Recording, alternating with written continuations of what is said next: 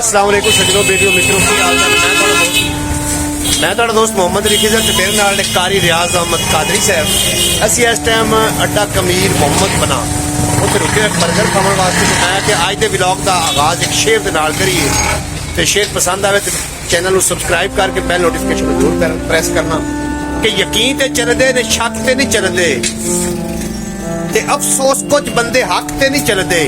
सोहणिया तेरे नां ते पे करने मौजा कि कोई साडे ट्रक तो नहीं चलते। कारी साहब इस रोड का भी अल्लाह ही वारिस है। नहीं शुरू हो गया बढ़ना नहीं तो फिर इतना पानी ना सट्टन में जितने आंदे जाते लोगों का नाल हादसा होना शुरू हो जाए। मोटरसाइकिल डिग्गा अल्लाह पाक नहीं बचाया। ताजा ताजा सड़ के गए होने थोड़ी देर तक सोच रहे सी उन्होंने डिमांड होएगी ना गवंडियां की बिल्कुल कट्टा मिट्टी हाजिर हां मैं तो हाजिर हां